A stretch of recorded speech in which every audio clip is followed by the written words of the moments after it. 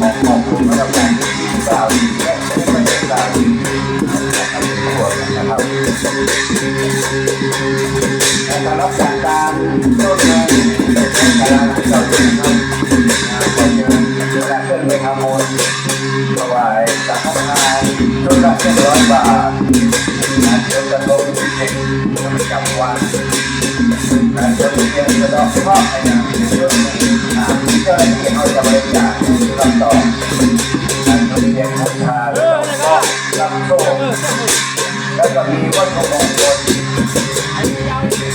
วัตถุมงคลเป็นใหญ่ของในตัวในสี่ในฐานได้ขนาดกรรมฐานได้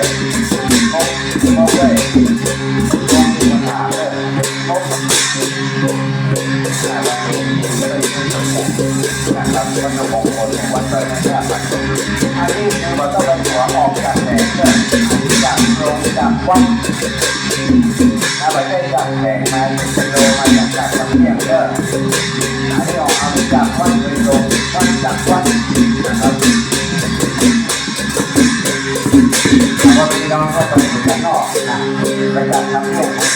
ไปกิโลเมตรนั่นของบอกผมที่ต้องออกจากวัดนะครับจากวัดนะครับ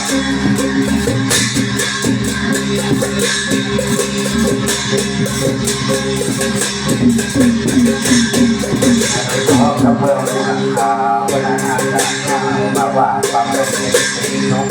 แต่ก็100 บาทในที่เราเรียนเยอะเราได้กับเรื่องแม่ไปบุญตลาดแค่ละ100 บาทมาตั้งใจงานเอาเงินกับเงินมาโดนจากเราต้องเปิดงานคนดูนะครับทำให้ละ100 บาทการตู้ที่2 ลายสีทุกได้100 บาทเอาลายใหม่การเสร็จแล้วก็เอาไปถวายจะให้ลงจะได้บัตรบอลบัตรส่งบัตรใจแล้วเอาไปแขวนร้านส่งนะครับร้านส่งเป็น1 2 3 4 5 จันเต็มหมดนั่นเป็นประวัติการที่ว่าเอาจัดงานประเพณีคนมากมายใจของขนาดล้นหลา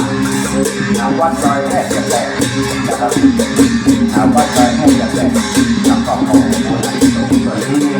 น่าจะเป็นแบบทำโดยทุกท่านเลยนะครับ